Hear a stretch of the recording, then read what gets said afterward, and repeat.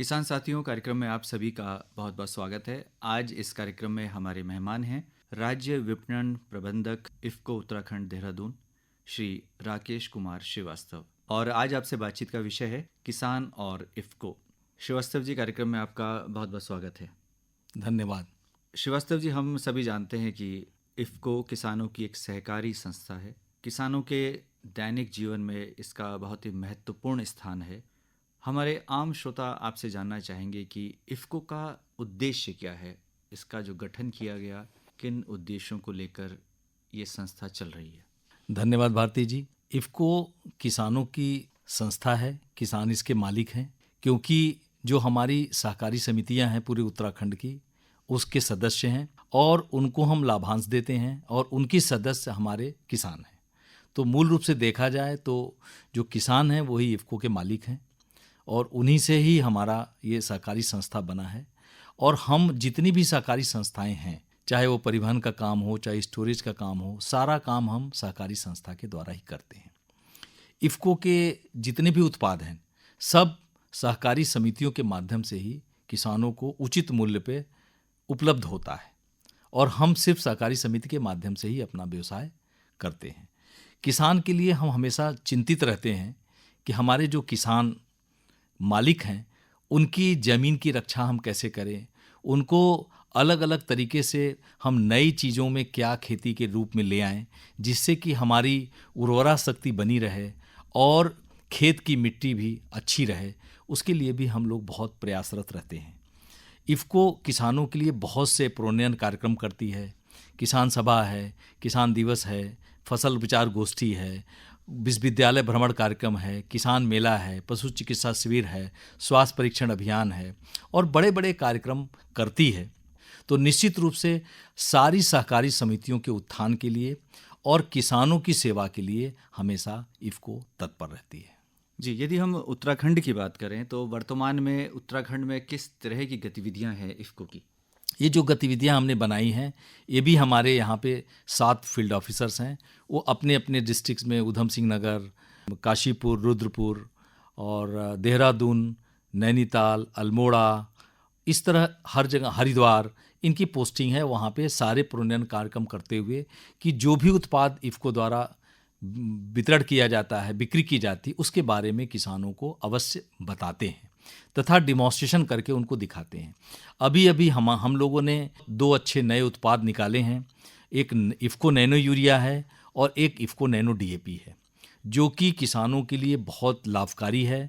और इसमें अंतर ये है कि जो हम ट्रेडिशनल यूरिया यूज करते हैं वो मात्र 30 से 40% ही पौधा लेता है, बाकी वो वेस्ट हो जाता है और वेस्ट होने के साथ साथ हमारी मिट्टी को नुकसान करता है, हमारे जल को प्रदूषित करता है, हमारे वायुमंडल को प्रदूषित करता है। जबकि हम जो नैनो यूरिया हम लोगों ने लॉन्च किया है उसको हम स्प्रे करते हैं, जो कि पत्तियों के माध्यम से स्टोमेटा के द्वारा सारे पार्टिकल्स के द्वारा वो अपटेक होता है। उसका अपटेक करीब करीब 80 से 90% तक होता है। जो ज़मीन पे गिरता है सिर्फ उसी का ही नुकसान होता है। इसके द्वारा न मिट्टी खराब होती है, न हमारा जल प्रदूषित होता है, न वायुमंडल प्रदूषित होता है और सारा का सारा पैसा हम उपयोग कर लेते हैं। उसी तरह से नैनो डीएपी भी हमने जो लॉन्च किया है उसमें भी यही स्थिति है कि उसका भी हम सीड ट्रीटमेंट करते हैं, बीज शोधन करते हैं। आधी डीएपी आधी यूरिया आपको यूज़ करनी है, बाकी हम उसको सीड ट्रीटमेंट में 250 ml यूज़ करते हैं, 250 ml स्प्रे में करते हैं। निश्चित रूप से 1 बोरी डीएपी के बराबर वो भी काम करता है। उसको भी जब हम स्प्रे करते हैं तो वो ज़मीन में नहीं जाता है और निश्चित रूप से जल, वायु और हवा में, मतलब मिट्टी में किसी भी प्रकार का प्रदूषण नहीं होता है। इसके लिए भी आदरणीय प्रधानमंत्री महोदय ने इसको लॉन्च किया है और हमारे आदरणीय सहकारिता मंत्री, गृह मंत्री अमित शाह जी हैं, उन्होंने भी नैनो डीएपी लॉन्च किया है। और सबसे अच्छी बात है कि हम 1 बोरी पर यूरिया है उस पर 2,000 रुपये सब्सिडी देते हैं और डीएपी पर भी करीब 2200-2300 रुपये प्रति बोरी सब्सिडी देते हैं। उसके बावजूद काफ़ी हमारा विदेशी मुद्रा खराब होता है और उपयोग क्षमता कम रहती है। आपने बड़े विस्तार से बताया श्रीवास्तव जी। हम जानना चाहेंगे, ये तो उर्वरा शक्ति की बात हम कर रहे थे, लेकिन किसानों को ये जानकारी होना भी बहुत आवश्यक है कि उसकी जो मृदा है, उसकी जो भूमि है, उसमें किन पोषण तत्वों की कमी है। तो इसके लिए जो मृदा स्वास्थ्य कार्ड सरकार की योजना है, तो मृदा स्वास्थ्य कार्ड के बारे में थोड़ा बताएं कि किस तरह से आप किसान को जागरूक करते हैं कि कोई भी नई फसल लगाने से पहले वो मृदा की जांच ज़रूर करवाए। देखिए किसान भाइयों, ये तो बहुत ही आवश्यक है मिट्टी की जांच कराना, जिससे कि आपको ये पता चलेगा कि उसकी उर्वरा शक्ति क्या है। हमारे जितने भी क्षेत्र अधिकारी हैं, उनके माध्यम से आप निःशुल्क मिट्टी की जांच करा सकते हैं। आप मिट्टी एकत्र करके देंगे, हम यहाँ से आंवला प्लांट या फूलपुर भेजेंगे, वहाँ से निःशुल्क जांच करा के आपको बताएंगे कि उसमें नाइट्रोजन, फास्फोरस, पोटास की कितनी मात्रा कमी है। सबसे ज़रूरी चीज़ है कि उसका पीएच कितना है, वो अम्लीय है या क्षारीय है। उसके अलावा उसमें जीवांश कार्बन कितना है, वो भी बहुत आवश्यकता है। जैसे आदमी के शरीर में जो हीमोग्लोबिन होता है, उसी तरह से जीवांश कार्बन जितना ज़्यादा रहेगा, अच्छा रहेगा, उतना ही ज़्यादा मिट्टी आपकी उर्वरा शक्ति उसकी अच्छी होगी। तो आपसे अनुरोध है कि मिट्टी का परीक्षण अवश्य कराना चाहिए। अगर आप यूरिया सस्ता होने की वजह से ज़्यादा प्रयोग करते हैं तो निश्चित रूप से, जो कि आवश्यकता नहीं है उस खेत में, तो उससे निश्चित रूप से आपकी जो मिट्टी है वो अम्लीय होगी और उसकी दशा दिन प्रतिदिन खराब होती जाएगी। इसलिए आपसे अनुरोध है कि आप मिट्टी की जांच अवश्य कराएं। हम जब खेती के प्रकार की बात करते हैं तो जैविक खेती की बात लगातार हो रही है कि हम जैविक कृषि की ओर आगे बढ़ें, और उत्तराखंड में ख़ास तौर से देखा जाए तो ये बाय डिफ़ॉल्ट एक जैविक प्रदेश है। लेकिन हम बात कर रहे हैं मोटे अनाजों की। मोटे अनाजों का वर्ष मनाया जा रहा है, और इसमें इफ़को किस तरह से लोगों को जागरूक कर रहा है? देखिए, हम जब भी पहाड़ पे जाते हैं, मीटिंग करते हैं, तो हमारे कुछ जैविक उत्पाद भी हैं। जैसे सागरिका है, जो समुद्र के शैवाल से बना है। सी वीड एक्सट्रैक्ट, जो समुद्र का शैवाल होता है, उससे बना है, पूर्ण रूप से जैविक है, और वो दानेदार के रूप में भी आपको उपलब्ध है। 10 किलो के पैकेट में उपलब्ध है। वो 1 एकड़ के लिए पर्याप्त है। और अगर मोटे अनाज को बुआई करने से पहले उसको हल्का सा खेत में छिड़क दें तो वो पूरी तरीके से आपको लाभकारी होगा, और मोटे अनाज की पैदावार भी बढ़ेगी और पूरी जैविक रहेगी। उसके अलावा अगर आप नहीं छिड़क सकते हैं तो जो सीवीड एक्सट्रैक्ट है, उसका हमने लिक्विड भी बनाया है। 250 ml का है, और वो सागरिका लिक्विड उसको बोलते हैं, तरल पदार्थ है।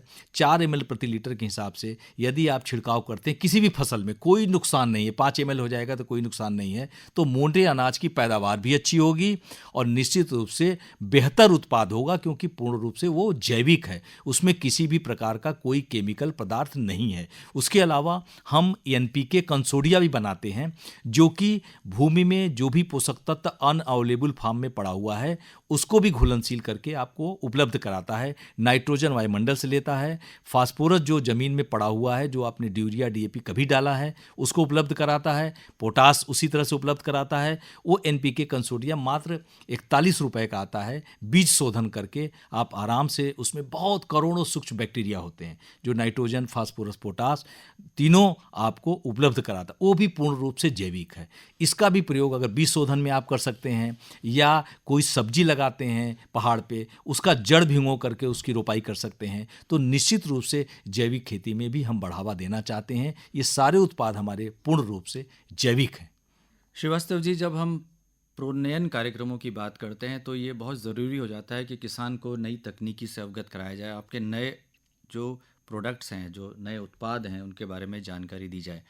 तो किस तरह के कार्यक्रम आप आयोजित करते हैं? जैसे आपने कहा कि किसान गोष्ठियाँ आप करते हैं, किसान दिवस पर कार्यक्रम करते हैं, क्या उनको कहीं इस तरह के आपके जो प्लांट्स हैं उनका भ्रमण भी आप लोग कराते हैं? हाँ, एक्चुअली हम लोग किसानों को जागरूक करते हैं। हमारी जितनी सहकारी समितियां हैं, उनके जो MD हैं या उनके जो सेल्समैन हैं, उनके जो अकाउंटेंट हैं, उनको भी अपडेट करते रहते हैं कि हमारा प्रोडक्ट है, इसको कैसे यूज किया जाए। उनके यहाँ चार्ट लगे हुए हैं और लिटरेचर हम देते हैं, जिसके माध्यम से हमारे 5 किसान सेवा केंद्र हैं ऊधम सिंह नगर में। उस किसान सेवा केंद्र पे प्रधानमंत्री कृषक समृद्धि योजना के नाम से वो बनी है। वहाँ पे लिटरेचर आपको मिलेगा। वहाँ पे टीवी लगा हुआ है। यूट्यूब पे भी आप जा करके वहाँ देख सकते हैं।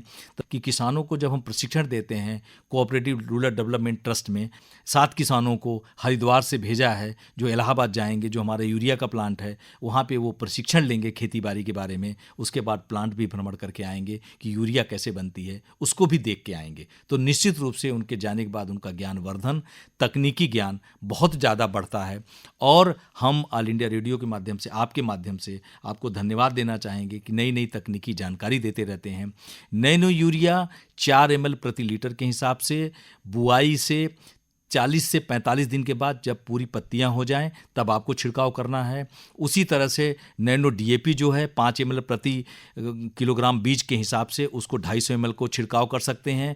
बाकी 250 ml जो बचेगा 2 से 3 ml प्रति लीटर के हिसाब से किसी भी फसल पे आप इसका छिड़काव कर सकते हैं। बस ध्यान रहे कि आधा यूरिया आधा डीएपी आपको प्रयोग करना पड़ेगा और उसके अलावा ध्यान रहे कि बरसात अगर होती है तो दोबारा आपको छिड़काव करना पड़ेगा। जब वानस्पतिक वृद्धि हो तभी इसका छिड़काव करें, तभी आपको इसका 100% लाभ मिलेगा। जब हम कृषि की बात कर रहे हैं तो पशुपालन उसका एक बहुत सहयोगी व्यवसाय है और किसान पशुपालन के बिना अपने जीवन की कल्पना भी नहीं कर सकता।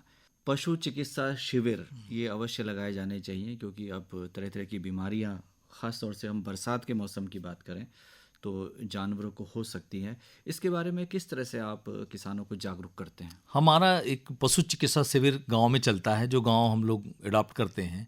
उन गांव में जा कर के हम डॉक्टर्स को ले जाके किसी भी ज्ञान केंद्र के या सरकारी डॉक्टर को ले जा कर के उनको वैक्सीनेशन, उनको कीड़े की दवाई, उनको क्या बीमारी है वो देख करके उन बीमारियों की दवा निःशुल्क जो थोड़ी मात्रा में होती है वो हम सभी किसानों को देते हैं और उनको पूरा एक गोष्ठी करते हैं जिसके माध्यम से पशुओं को कैसे रखा जाए, कैसे स्वस्थ किया जाए। किसी विज्ञान केंद्र के जो पशु चिकित्सा अधिकारी हैं वो या हमारे जो उत्तराखंड सरकार के पशु चिकित्सा अधिकारी हैं उनके द्वारा उनको पूरा दिया जाता है कि यदि अपने पशु को आप स्वच्छ रखेंगे, स्वस्थ रखेंगे तो निश्चित रूप से स्वच्छ भोजन, शुद्ध पानी पिलाएंगे, अच्छी जगह रखेंगे तो निश्चित रूप से बीमारियां नहीं आएंगी। उसके बारे में भी हम लोग जागरूक करते हैं। अंत में इस कार्यक्रम के माध्यम से किसान साथियों को क्या कुछ कहना चाहेंगे कि वो इफ़को की जो तमाम योजनाएं हैं उनका लाभ उठाएं?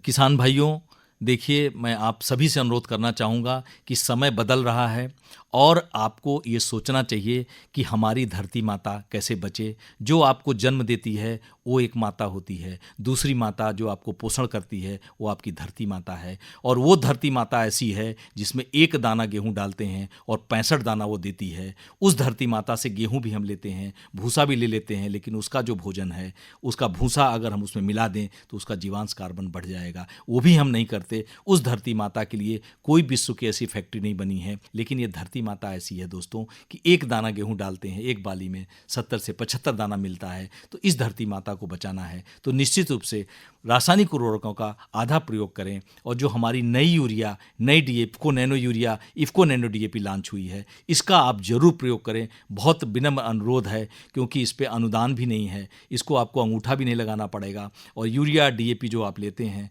उसमें आपको अंगूठा लगाना पड़ेगा। ले जाने ले आने में बहुत अच्छा है, रखने में बहुत सुरक्षा है। अगर आप एक ट्रक यूरिया मंगाते हैं तो उसमें 300 बोरी आती है और इसमें एक ट्रक नैनो बनाते हैं तो 30,000 बोतल आता है। परिवहन में भी अच्छा है, विदेशी मुद्रा की भी बचत होगी और आपको भी ले जाने ले आने में अच्छा होगा निश्चित रूप से। और डीएपी के आधे दाम पे केवल 600 रुपये की नैनो डीएपी है और 10% कम 225 रुपये के आसपास, 15% 225 रुपये के आसपास हमारा नैनो यूरिया है। सभी सहकारी समितियों पे, सभी किसान सेवा केंद्र पे उपलब्ध है। ऑनलाइन भी आप ifcobazaar.in ऐप डाउनलोड करके उस पर भी मंगा सकते हैं। आपसे विनम्र अनुरोध है कि धरती माता को बचाने के लिए, हवा को बचाने के लिए और जल को बचाने के लिए, अंत में अपने स्वास्थ्य को बचाने के लिए, क्योंकि इसमें जो भी उत्पाद होगा वो केमिकल रहित होगा, इसको हमने देखा है। तो निश्चित रूप से आपका स्वास्थ्य भी उतना जरूरी है जितना आपकी भूमि। इन्हीं शब्दों के साथ मैं आपको प्रणाम करता हूँ। धन्यवाद। राकेश कुमार श्रीवास्तव जी, आज आप इस कार्यक्रम में आए और आपने इफ़को और किसान इस विषय पर बहुत ही महत्वपूर्ण जानकारी हमारे किसान साथियों के साथ साझा की। आपका बहुत बहुत आभार। धन्यवाद।